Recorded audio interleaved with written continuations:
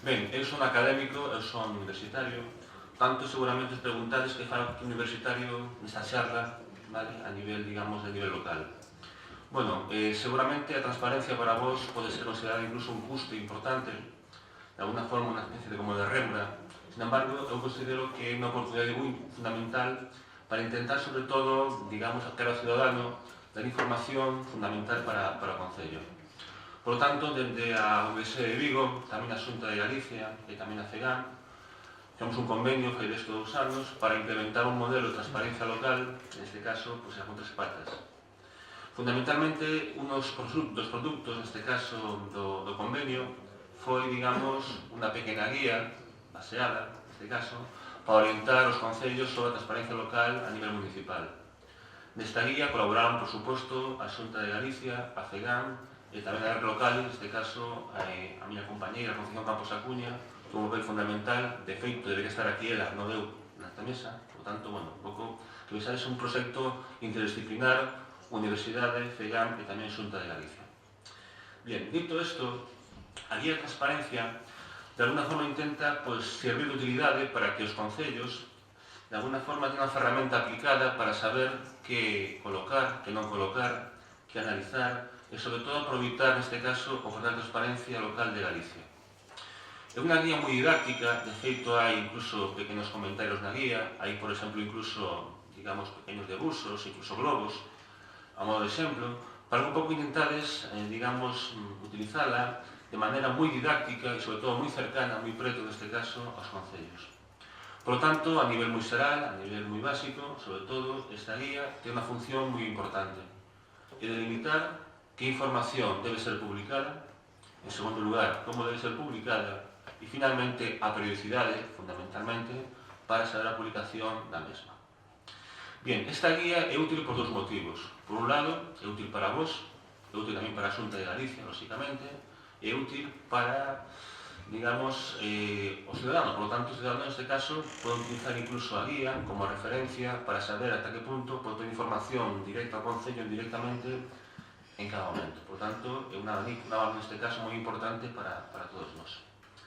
Bien, entrando xa de alguna forma no índice da guía, brevemente, unha presentación, neste caso, por parte da Xunta de Galicia, un limiar, un prólogo, valedora do povo, e no punto 3 comeza xa o que sería, digamos, a publicidade activa e tamén a publicidade pasiva de información pública. Importante saber o que de alguna forma a lei obriga, neste caso, a publicar a nivel de transparencia local, publicidade activa, e tamén saber ata que punto a información que os ciudadanos piden é fundamental, neste caso, saber cal poden pedir a publicidade pasiva, neste caso, o segundo punto do punto 3. O punto 4 é un pouco, digamos, o impacto normativo da lei, neste caso, da lei da transparencia, como incide, neste caso, a información que se pode facilitar.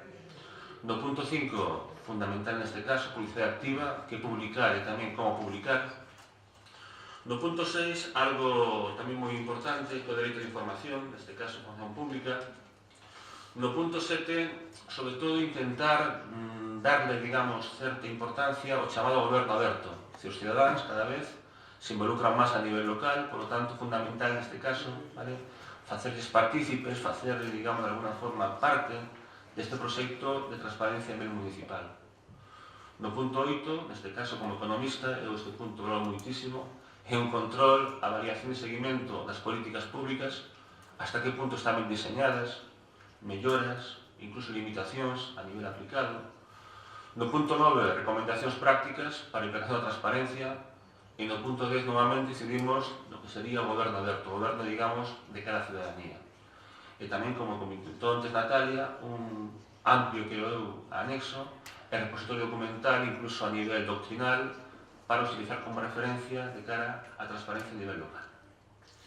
Bien, en segundo lugar, esta guía, fundamentalmente, público objetivo, o target, digamos, da guía, lóxicamente os concellos, e tamén, neste caso, calquera entidade, lóxicamente que depende da administración local.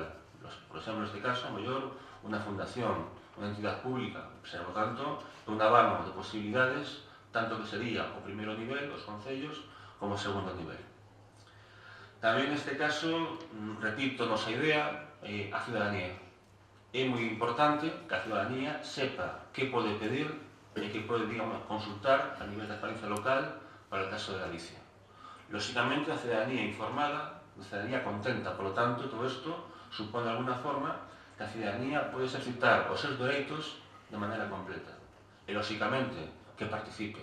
Por tanto, a ciudadanía, neste caso, que exercite o seu dereito de información será moito máis dinámica, moito máis participativa e, lóxicamente, o Concello, neste caso, poderá rendir contas de maneira moito máis, digamos, amplia á ciudadanía. A xestión pública local, neste caso, precisa justamente eso, da rendición de contas moi importante. Bien, a cuestión é, nesta guía, como digo xa no principio, que é moi didáctica, moi, digamos, de exemplos prácticos en cada momento, vale? A información, de alguna forma, moi útil, por exemplo, neste caso, falamos de información institucional e organizativa.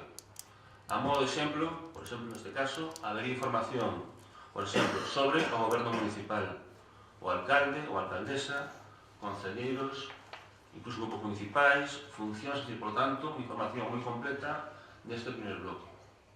No segundo bloque, información en materia de persoal, sobre todo a xestión de recursos humanos, fundamentalmente, instrumentos organizativos, relación RPTs, por exemplo, por tanto, cadro personal, oferta pública de emprego.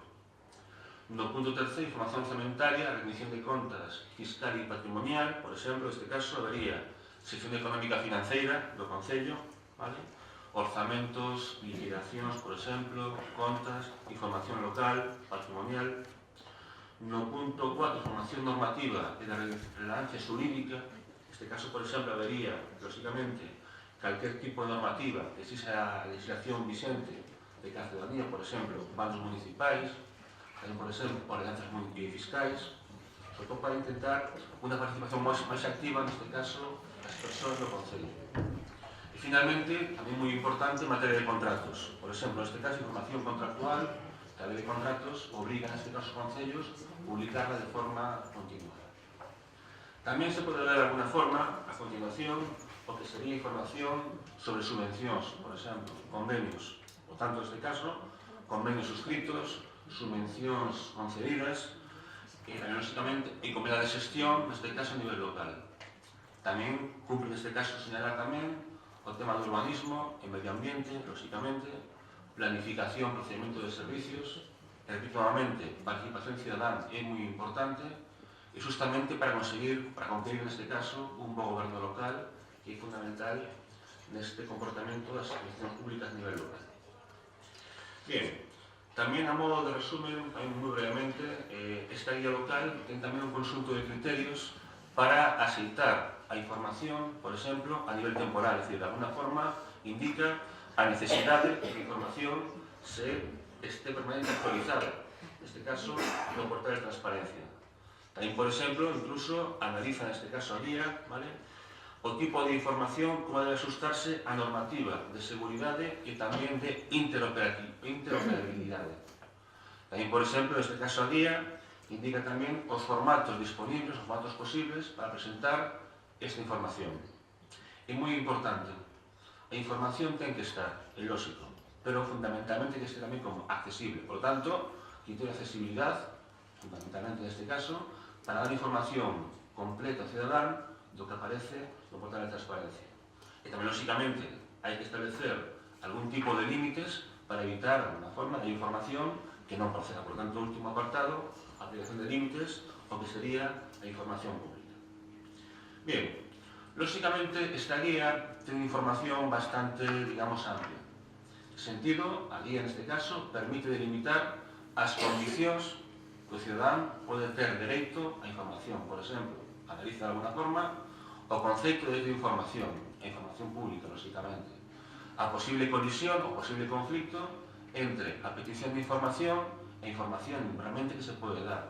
Tamén, por exemplo, analiza neste caso a protección de datos, a chamada disociación e anonimización de los datos e, lógicamente, o procedimento para o exercicio de dereito, neste caso, a información. Bien, seguimos coa guía. Tamén, por exemplo, neste caso, plantexa, pois eso, as causas de inadmisión desa información, a posible resolución digamos, do procedimento, é importante, sobre todo, que a resolución debe estar sempre motivada. Tamén neste caso, a formalización de acceso, por exemplo, neste caso, sobre todo, a nivel de vía electrónica. O procedimento de reclamación previa, e, lógicamente, para acabar, distinción dos supostos de acceso a información. Como poden ver, unha guía moi completa e moi detallada a nivel aplicado. Pero, bueno, todavía máis. Por exemplo, na guía tamén hai información, neste caso, sobre publicidade divulgativa, é dicir, o que se llama, digamos, os datos abertos. Hoxe en día, os ayuntamentos, os concellos, as diputacións provinciais, ten moita información. Hai que ver de alguna forma se a información se pode dar ao público en xeral ou que restringirla a través de algún tipo de, digamos, de filtro previo. Tamén, por exemplo, neste caso, publicidade colaborativa, é dicir, ata que punto pode haber, pois eso, unha participación máis ou menos directa, máis ou menos activa, do cidadano, neste caso, no sistema de publicidade dos concellos. E tamén, finalmente, o que sería a metodoloxía de avaliación e seguimento da transparencia das políticas públicas nos concellos e nas diputacións provinciais en Galicia.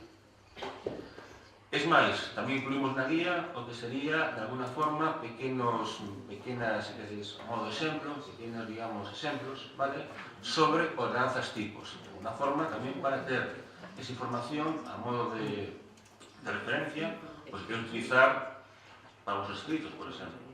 E tamén moi importante, sobre todo, saber indicadores de transparencia a nivel internacional para aplicar nos nosos concellos. E, finalmente, o que sería as recomendacións prácticas de aplicación de transparencia a nivel local. Xa por acabar, os animo, lógicamente, a que todos vos, a que todos ustedes, a guía a lean, a traballen, e, sobre todo, que sexa unha ferramenta útil. É dicir, a guía, lógicamente, ten que ser útil para que os concellos, lógicamente, utilicen a guía.